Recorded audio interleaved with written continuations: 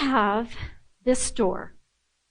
It's locked, a little bit mysterious, and it's in my basement. I have no idea what's on the other side, and I don't have the key. And no matter how many times I have tried to open it, I can't. And no matter how many sledgehammers I've taken to it, I can't get it to budge. And no matter how many times I've tried to kick it in, I can't open that door. This is what it's like to have conversion disorder. Anybody ever heard of conversion disorder? Very few, almost none. Have you ever heard of hysteria? Yes. That's because hysteria is the old name for conversion disorder.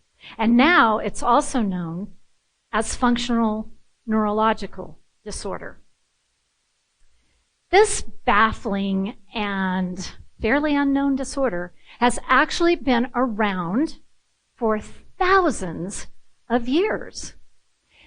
Hysteria is first referenced in the oldest medical document known to man from ancient Egypt, dating 2000 BC. It was thought that it was only a young woman's disorder where her womb would detach and float around her body, causing all these inexplicable symptoms. I know it's funny, but they thought that for a really long time. And it wasn't for 3,600 years later, in the 17th century, that Dr. Thomas Sydenham came up with this radical new idea. It's not the womb, it's the brain. And it was another 200 years in the 19th century when the father of neurology, Jean-Martin Charcot, was very, very famous for his work with hysteria in women. And it still was believed that men couldn't suffer from this disorder, or didn't. Not so, said Charcot. But the minute he died, all of his buddies threw out all of his theories, and they said, these symptoms are too weird, and we can't find anything wrong with the patient, so therefore, they're making it all up. Fun fact, Sigmund Freud was a student of Charcot's, and he said, no, I don't think they're making it up. I think this has something to do with repression of a traumatic experience. And in the meantime, World War I was raging, and this really shook things up. In 1914, hysteria struck hundreds and thousands of men. Charcot was right. Guys could suffer from this disorder, not just people with roaming wombs. They called it shell shock. Freud said, this is definitely a subconscious reaction to trauma, and in this case, very obviously, the trauma of warfare. But the doctors argued with him, and they said, no, these soldiers are faking it because they don't want to go back to the blood and guts of the trenches. So this controversy battled on along with World War I.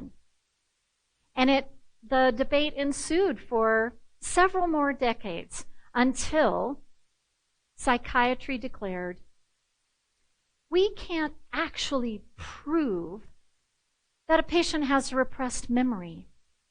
So their solution was to remove all of Freudian criteria from, in regards to conversion disorder as being a post-traumatic condition, from the Diagnostic and Statistical Manual of Mental Disorders.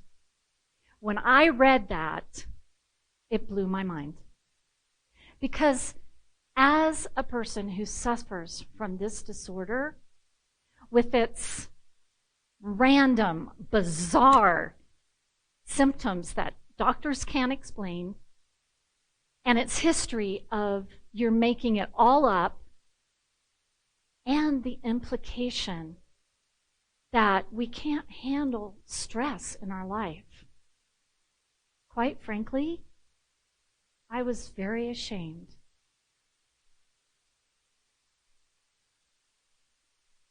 To tell anybody that I had this disorder. This is what happens to me. First, I feel like I've been slapped really hard on the left side of my face. I have that burning, tingling sensation. Then my eyes start to blink wildly until they finally just clamp shut. I get muscle spasms that start right here in the corner of my mouth, and the spasms pull this way and that way until I feel like my face is going to be ripped apart. My hands draw into little claws and my arms tight next to my torso. But wait, there's more. I'm paralyzed from my waist down. I'm fully aware. I look like I'm having a seizure, and I can hear the panic in the voices of the people around me. Is she breathing? Check her pulse. Call an ambulance. No, don't rush me to the hospital again. Just take me home and put me in my bed. But I can't say that. I'm locked in. I can't speak. I can't move. All I can do is lay there, terrifying the people around me. Trips to the hospital resulted in being pumped full of muscle relaxers to stop the spasms, and hundreds of tests, all coming back normal. Normal? I have no control over this. How can it be normal? Fast forward a couple of years. My last trip to the emergency room with this issue, the neurologist came in and said, Vivian, I think it's conversion. What? What is that? He explained, it is emotional and mental stress that is converted into physical symptoms. So there is not, or is there something wrong with me? Oh my God, I'm crazy. This disorder became one of the biggest, darkest secrets of my life. It shaped my life. From that point forward, my decisions were made on this Dr. Jekyll and Mr. Hyde, this horrible monster that could spontaneously transform before people's eyes. And that fear paralyzed me in a whole new way. Thankfully, there's this professor. His name is Richard Cannon, and he is the chair of psychiatry at Austin Health in Melbourne, Australia. He specializes in unexplained syndromes like conversion disorder. He said, I think there is something to what Freud has said, and he set out to prove it. Because in his experience with working with people with conversion disorder, they have trauma in their lives, and that trauma has a lot to do with their symptoms. While I was doing my research, I am thrilled to say that in the previous recent years, using brain imaging technology, he has actually proven that the brain can and does short circuit, causing physical symptoms in response to emotional stress. And interestingly, the worst of my episodes took place in my early 30s when my sweet, little daughter Stephanie turned age 4.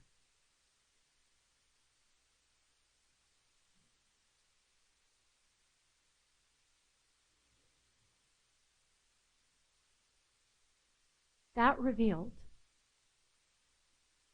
that I had repressed memories of being sexually abused by my nanny and her boyfriend from age 4 to 7. I was triggered. My door was unveiled. My body was responding to very old trauma, and I wasn't making it up. I became obsessed with what was behind the door. Thousands of hours of therapy and hypnosis and EMDR and body work. I brought in one locksmith after another to forge for me a key to unlock the secrets behind the door.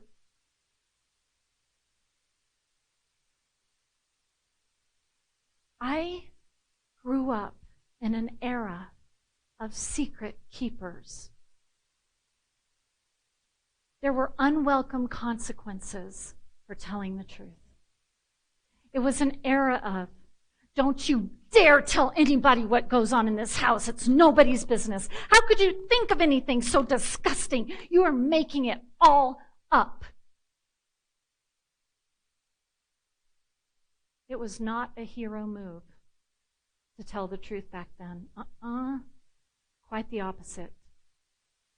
We were punished and blamed for being troublemakers. We were called liars and pretenders. There wasn't even a chance of being believed, much less acknowledged. It was self-preservation to keep our secrets.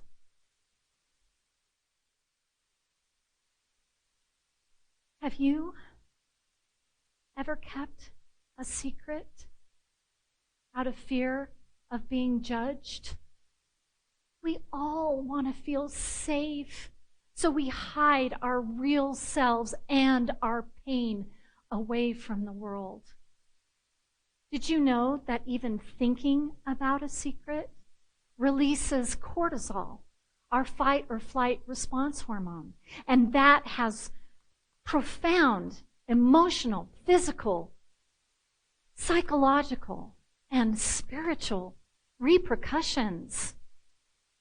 Suffer from migraines, chronic pain, stomach aches you can't explain, substance use, eating disorders. All of those things and more can be the result of not dealing with trauma. Being a secret keeper can make you sick. For me, it led to having functional neurological disorder, also known as conversion disorder, also known as shell shock, also known as hysteria. How many people suffer from this disorder? Some reports say it's common. Most reports say it's rare. But how could we possibly have real numbers on such a confusing condition? It was my secret for 45 years. How many others like me are out there? Can we just acknowledge that there are other conditions that are less extreme versions, but still have everything to do with our emotional and physical connection? We aren't making it up.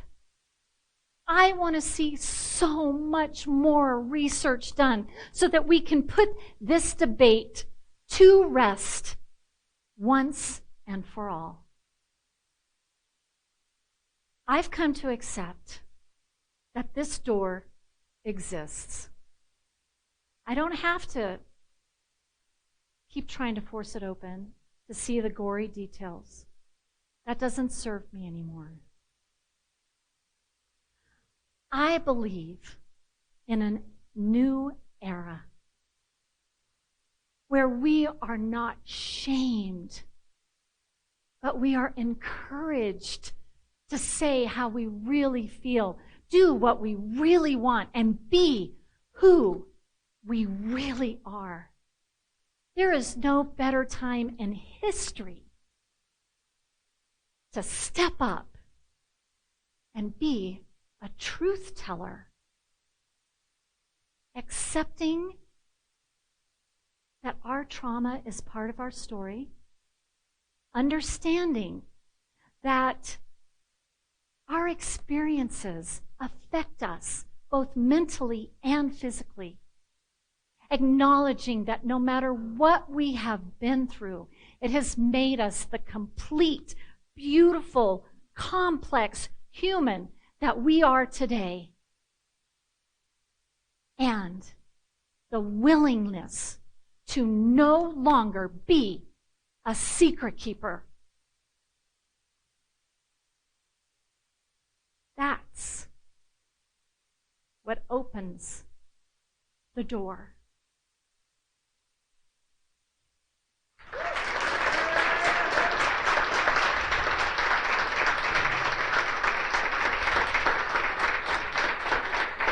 Thank you.